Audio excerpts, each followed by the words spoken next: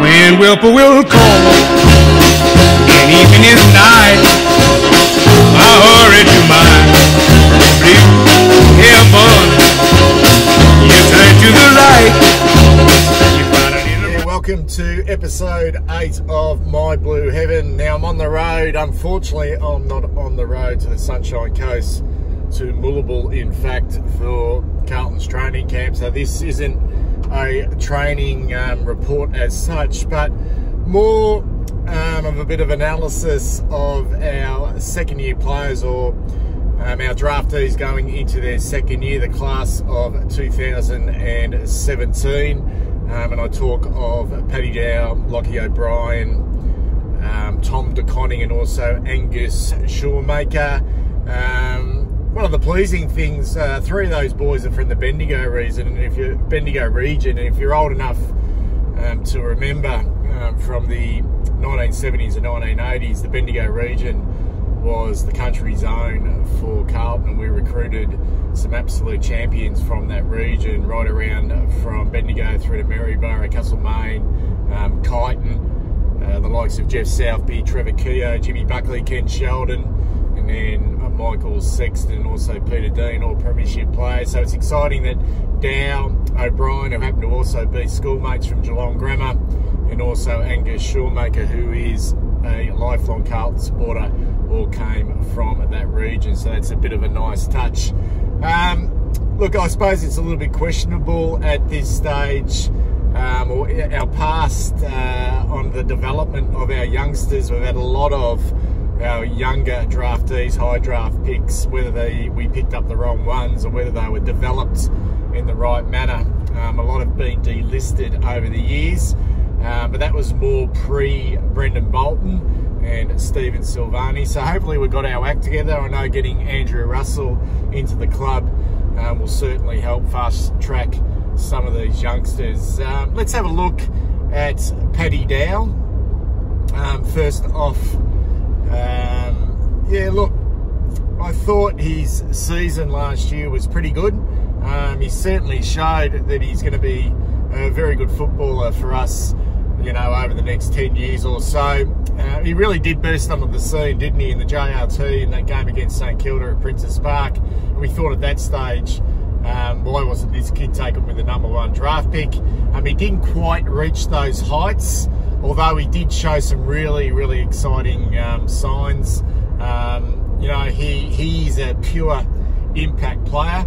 I don't know if he's going to be a high accumulator as in possessions, but what will be guaranteed from Paddy Dow is that he will have a huge impact on games. He's the type of player that will win his 20 disposal, kick 3 goals, but will break the lines, explode from packs, and we don't have a lot of those on our list. 51 clearances for the year last year, and he was 3rd behind Patrick Cripps and also Ed Curnow in centre square attendances. So he was thrown into the deep end as an 18-year-old, played the 20 games, kicked 7 goals, and I think from an individual point of view, we didn't have many highlights last year, and I thought if we were have to pick our top 5 highlights from 2018, I reckon Paddy Dow would be in 3 of those highlights. Who could forget his run and goal against the Gold Coast Suns up there at Metricon? Also his run and bounce, which set up a Matthew Wright goal over at Optus Stadium in Perth. But I think the highlight of the year from an individual point of view was down at the Cattery, where Paddy Dow in the second quarter smothered a ball off Corey Gregson's boot, followed it up with a kick off the ground, then sprinted 15-20 metres and landed a crunching tackle, which enabled the ball to spill out to Sam Petreski-Seaton, who handballed it off to David Cunningham, who nailed a goal from, you know, outside 50. It was one of a rare highlight for us from 3 youngsters, and I think that's the capabilities of Paddy Dow moving forward. What to expect from Dow in 2019? I'd just like to see him remain in games longer, and I think we'll see that as he matures.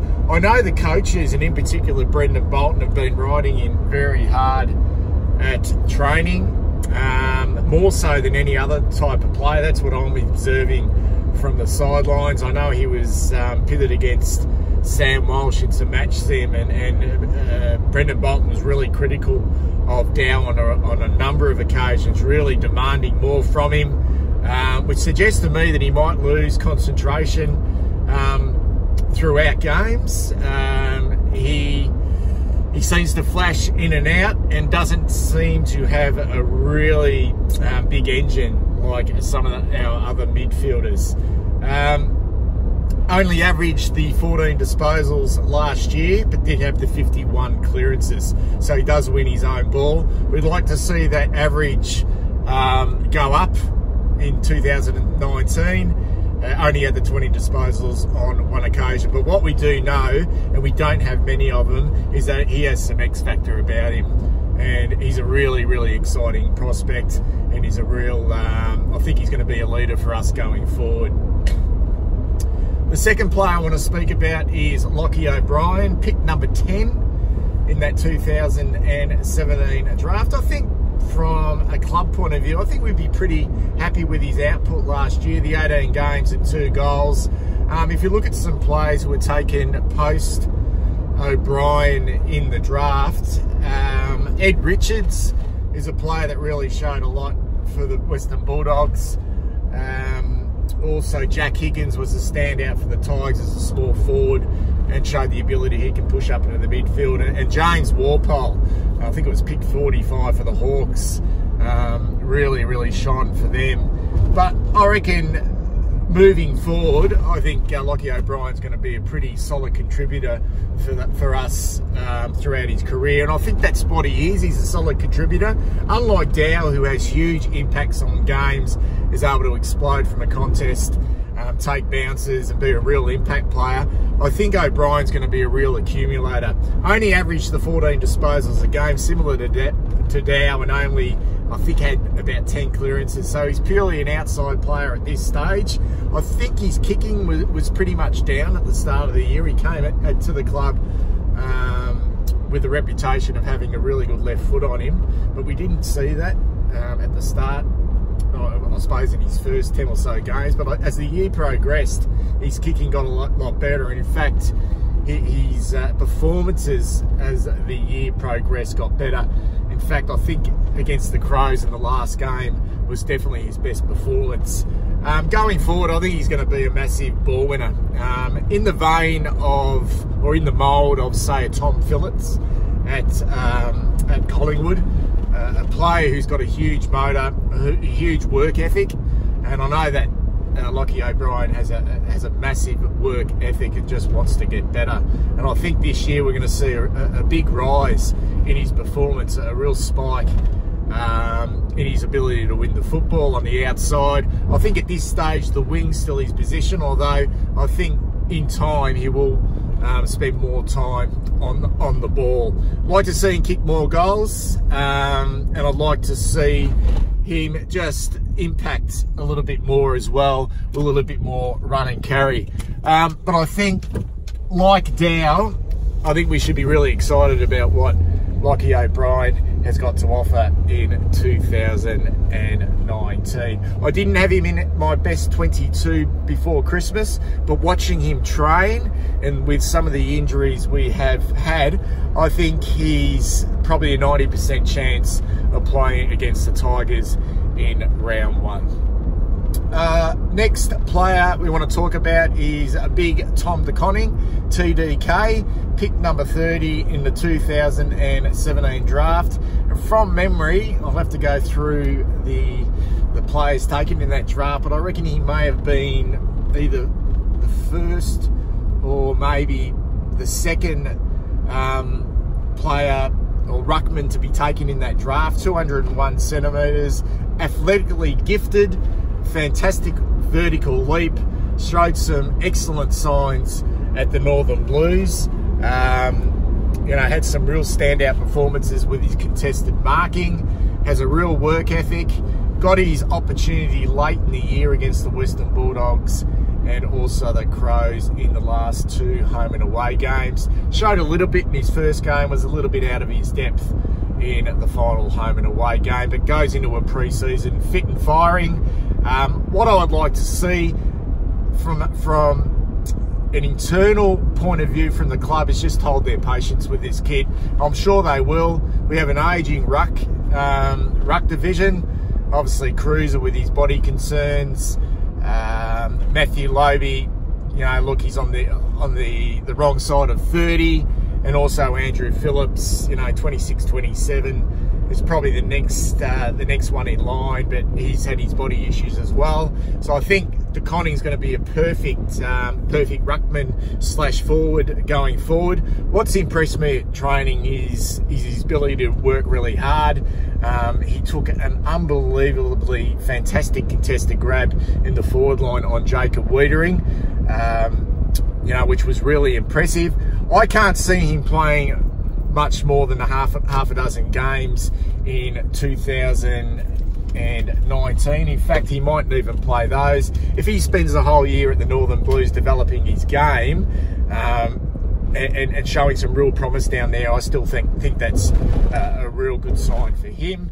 Obviously, if we have some injuries to those three ruckmen that I mentioned, then TDK is going to get his opportunities.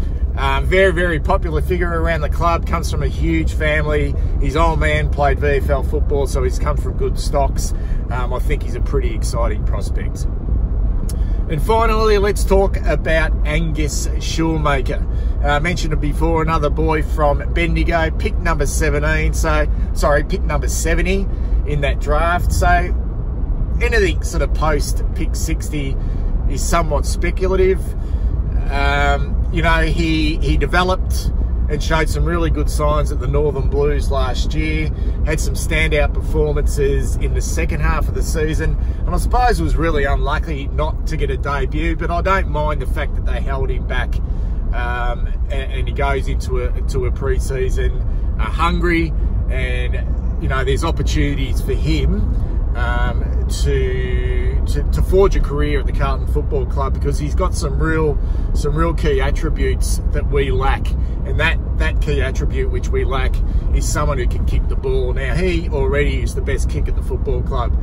You want to see this boy kick. He was in the top 2 or 3 at the draft combine with his left foot. I think he got 30 out of 30 in the kicking test. And a perfect score in the goal kicking test, the goal kicking test as well. He's still fairly light in his body shape, but he's got a nice size, about the 190 centimetres, which suggests that he's going to be quite a handy prospect if he can just continue to put a bit of size on. He's a really good mover. I know the club have been really, if you read the match reports from Josh Fraser last year from the Northern Blues, they've been really putting a lot of work into the defensive side of his game, which suggests that he is a true defender. I think in time he will be a good player. However, he'd want to play some games. He'd want to play, you know, maybe his 2 or 3 games and get his opportunity, a little bit like Paddy Kerr did this year. Because you wouldn't want to be going into your 3rd year without playing any senior football. However, if he's playing, you know, if he's played his 18 or 19 games, it may suggest that we've been struck down by a lot of injuries. That's a bit of a wrap for the class of 2017. Our 2nd year Blues. Fingers crossed that all of these boys can develop in the same vein as our Harry Mackay's and Jacob Wiedering. Also Charlie Curnow, you know, Zach Fisher from last year certainly developed. So let's hope that these boys coming now into their 2nd season don't get those 2nd year Blues and they can continue to develop. Let's be patient though. Don't expect too much from them. They're only 19. Just take yourself back to when you were 19 and what you were doing, or if you're 19 now, you know, if you're an apprentice plumber or a builder, or, you know, studying to be a school teacher or an accountant, okay, you're learning a trade, okay? These boys are doing exactly the same thing. Let's not expect too much from them. They're only teenagers still. You know, I know the club are trying to fast track them, and I'm sure, fingers crossed, they're going to be pretty good players for us going forward. If you like these videos, please subscribe to My Blue Heaven, and I'll see you guys shortly, and hopefully, fingers crossed, those Carlton players who are busting their guts up on the Sunshine Coast we don't get any bad news or any more bad news about injuries, I'll see you guys again pretty shortly.